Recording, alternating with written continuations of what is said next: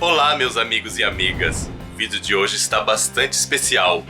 Vou falar de um assunto que é importantíssimo para a vida das pessoas.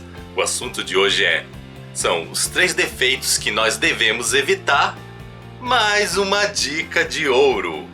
Qual será essa dica de ouro?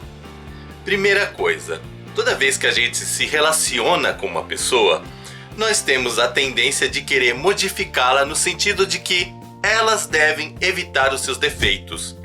Temos aquela nossa visão, assim, de um jeito que a nossa lente faz com que os defeitos dos outros sejam aumentados.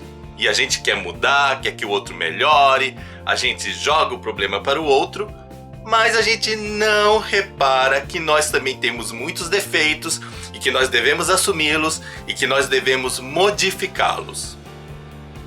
Além disso, nesse vídeo, eu quero falar de uma dica de ouro que se refere aos relacionamentos tóxicos. É algo que a gente não pensa muito, mas que eu acho que é muito importante a gente estar aí tendo essa dica. Mas eu vou deixar para depois, por isso eu não posso me adiantar. Eu já ia quase que eu falo e adianto um pouquinho. Mas antes de prosseguir, eu quero lhes dizer o seguinte: se inscreve aqui no canal e ative o sininho. Isso é muito importante para que o YouTube entenda que esse conteúdo é relevante e ele possa chegar a muitas pessoas. Vocês não sabem, através da inscrição e da ativação do sininho, o YouTube indiretamente gera uma propaganda e mais pessoas recebem esse conteúdo. Outra coisa importante, deixa o seu like. Like é sinal gostei. Se eu gostei, é bom, outras pessoas também poderão gostar. A gente tem um costume de coisas boas a gente fica escondendo pra gente. E o que é ruim a gente já espalha. Não pode ser assim. Coisa boa tem que ser espalhada. Pra quê?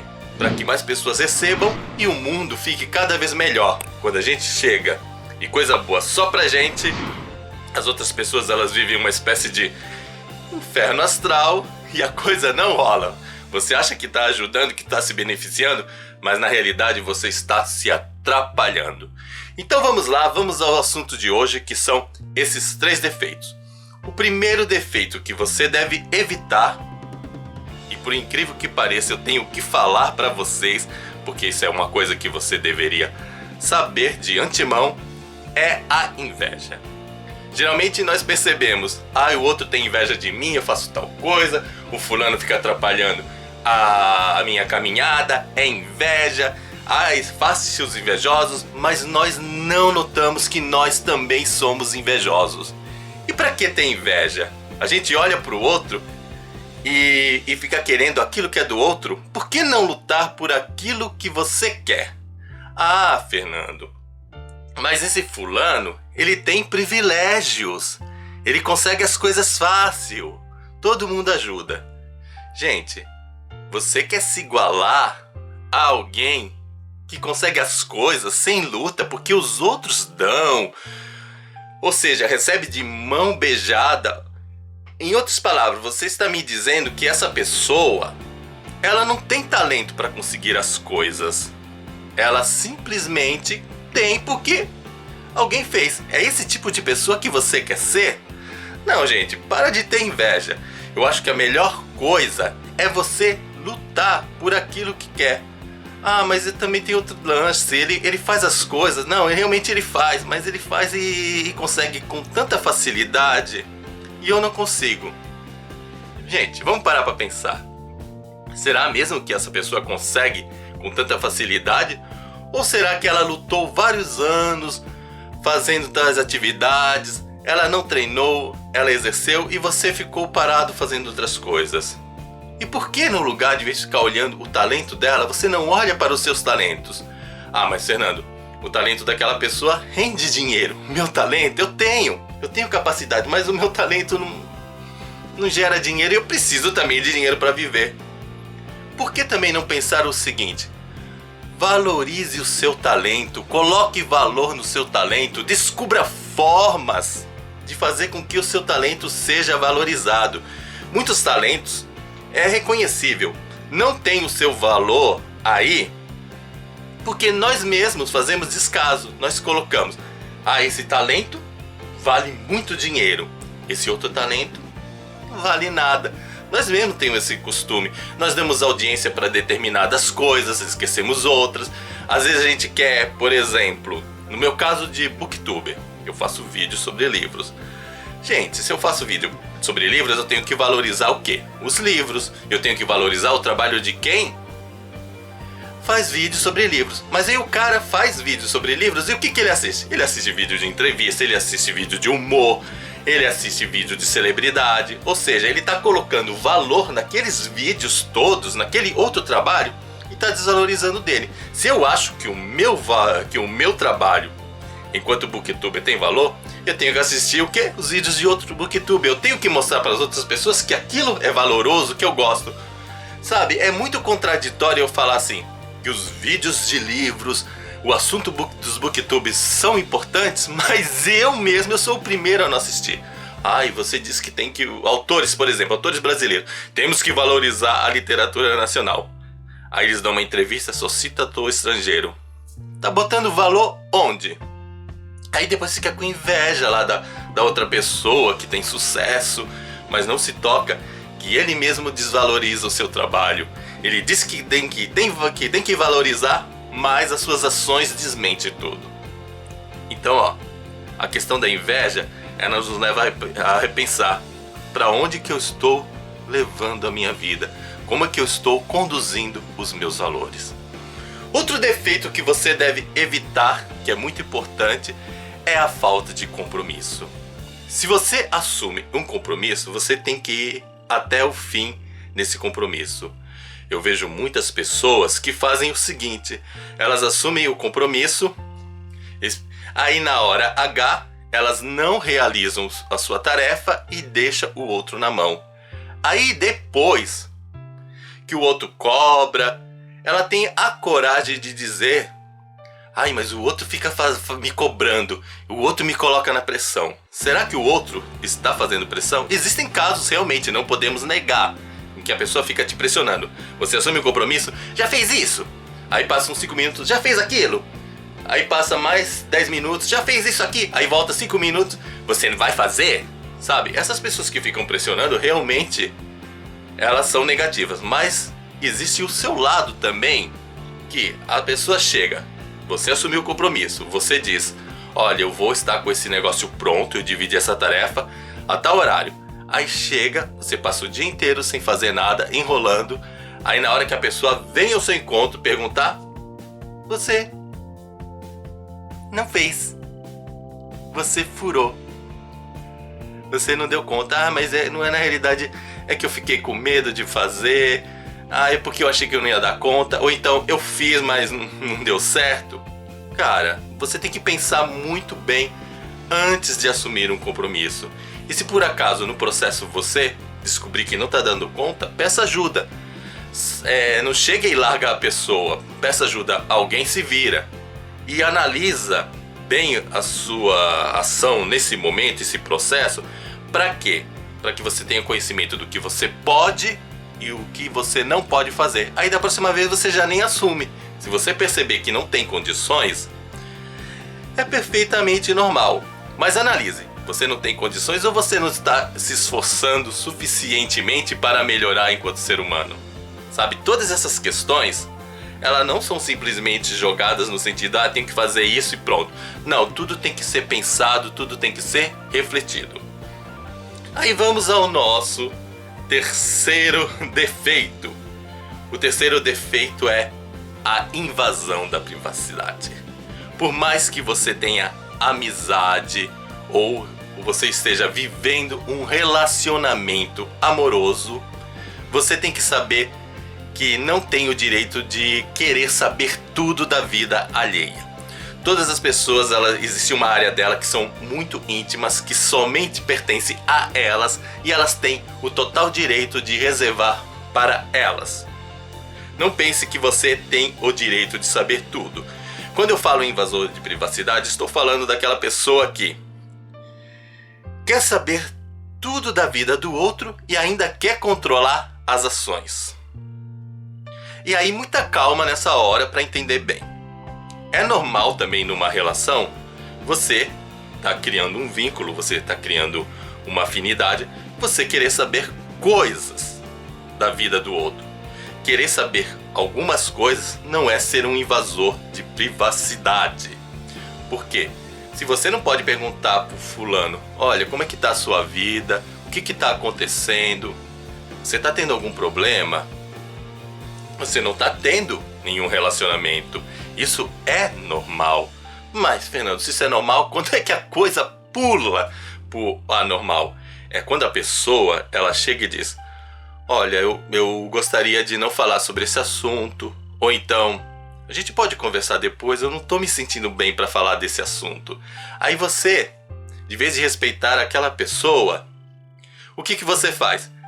Você já vai pegar o celular, você vai fuçar com outras pessoas. Olha, você sabe da vida do fulano? O que o fulano fez? O fulano fez isso? O fulano fez aquilo, sabe? Você fica num processo investigativo. Depois você vai atrás da pessoa e diz, ô fulano, eu descobri, você fez isso, você fez aquilo, sabe? Você joga na cara e você controla, fica querendo controlar, você fica fazendo chantagem, sabe? Vira uma verdadeira obsessão. Não. Isso, para com isso. Agora também, mais um pontinho para analisar. Mas se você tá tendo um relacionamento, você pergunta pro fulano, fulano, o que tá acontecendo? Aí fulano, não quero falar sobre isso. Aí tal, você respeitou. Aí você vai ter outra conversa. Fulano, fulana, o que tá acontecendo? Não quero falar sobre isso. Sabe, tudo que você pergunta, você tá tendo um relacionamento de amizade, de um relacionamento amoroso, e a pessoa tem aquele extremo de dizer, não quero falar sobre isso, não quero falar sobre aquilo, a pessoa não quer falar nada. Que relacionamento você tá construindo com essa pessoa? Relacionamento zero. Olha, recentemente eu tenho o caso de um amigo que veio fazer uma pergunta sobre a minha vida. Eu achei super fofo ele vir perguntar e eu respondi numa boa.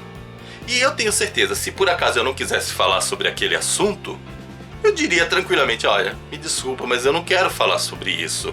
E ele respeitaria e ficaríamos numa boa. Só que eu também não posso, toda vez que a pessoa vier me perguntar, responder, não quero falar sobre isso. Aliás, eu posso até, mas aí se eu tô falando que eu não quero falar sobre isso, eu estou deixando bem claro para essa pessoa que eu não quero nenhum relacionamento. Então você também tem que se tocar que quando você fala isso, seria bem mais fácil você dizer, olha, não quero manter a amizade com você. E se por acaso a pessoa está te respondendo sempre, não quero falar sobre isso, você já começa a observar, essa pessoa não quer nada comigo. Então você se afasta, entendeu? Porque você tem que saber entre o que pode, o que não pode, você tem que saber os seus limites. Tá? Vamos passar agora para a dica de ouro.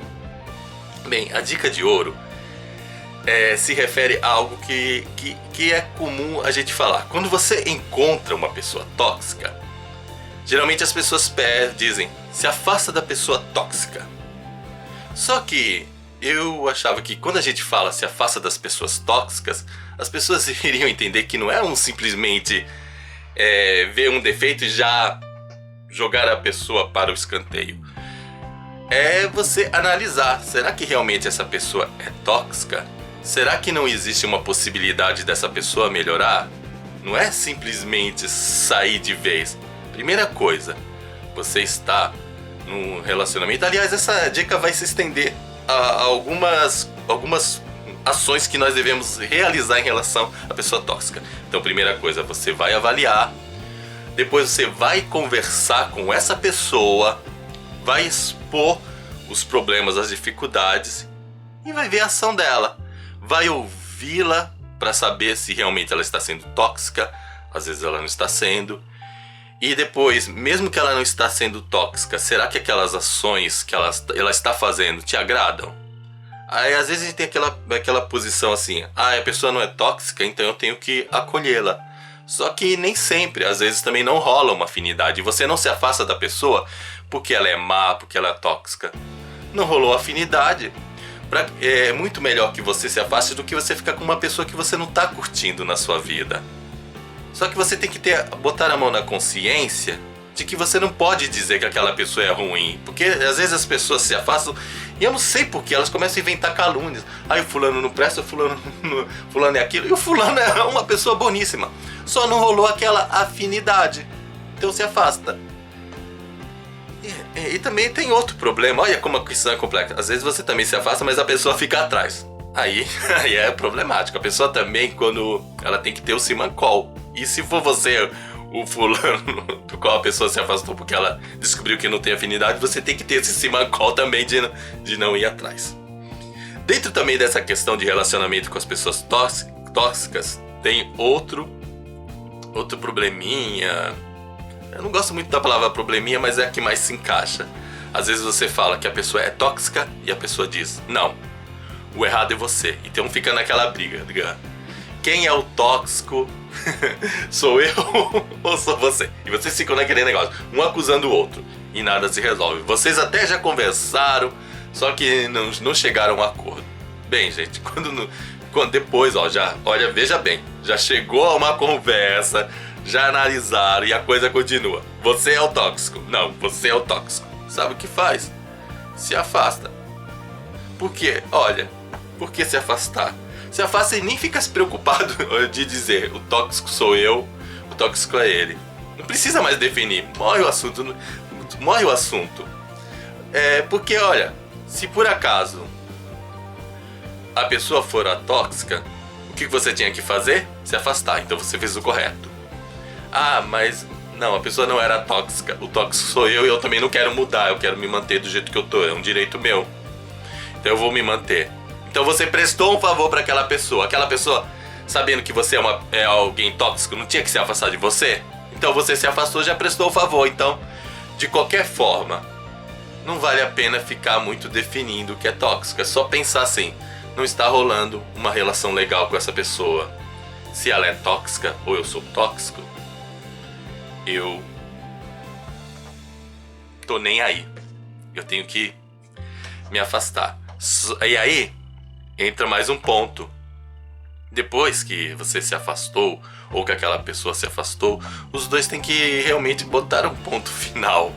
Nada de no momento de angústia, de infelicidade, ir lá pedir um favor. Porque tem pessoas que fazem isso.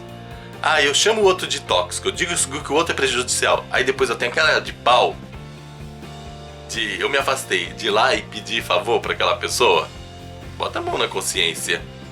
E depois, eu me afastei porque o fulano disse que eu era tóxico. Aí o fulano vem me pedir favor. Eu vou olhar para aquela pessoa e vou dizer, ué, mas você não disse que eu sou alguém tóxico? Por que tá me pedindo favor agora? Agora que a coisa tá mal, lembrou que eu existo? Não, nada disso. Se afasta. Se afastar nesse caso é o melhor caminho. Mas volto a lembrar, você não se afastou sem pensar. O afastamento, ele tem que ser refletido. E tem muitas coisas aí. Primeira coisa, a pessoa realmente está te prejudicando. E o outro motivo que justifica o afastamento é a falta de uma afinidade. Mas nós temos que aprender a ser sincero conosco mesmo. A gente tem uma mania de realizar a pior mentira. A pior mentira não é aquela que a gente joga para os outros. A pior mentira é aquela que a gente joga pra gente. E a gente joga a mentira para nós mesmos com tanta força que a gente começa a acreditar em verdades que não são verdades. Veja o perigo desse negócio. E cada vez que a gente acredita numa mentira, algo que não é nosso, a gente acaba acaba criando um processo de privação. A privação de uma melhoria. Porque você não olha para você mesmo, você não sabe quem é você. E isso é totalmente negativo. Por exemplo, eu, Fernando Neri dos Santos Júnior, eu tenho que saber quem sou eu, com as minhas qualidades, os meus defeitos. Eu tenho que verificar o que vale a pena mudar, o que vale a pena melhorar. Às vezes a gente acha que todas as qualidades elas têm que ser assumidas. Existem qualidades que, olha só, que elas, diante de uma situação, ela não serve pra nada. Eu tenho que cultivar qualidades de acordo com o momento, aquela vivência. Eu vou dar um exemplo assim bem grosseiro para vocês entenderem. Ah, eu sou um ótimo violinista. Aí eu vou trabalhar numa oficina de carro. Será que vai rolar?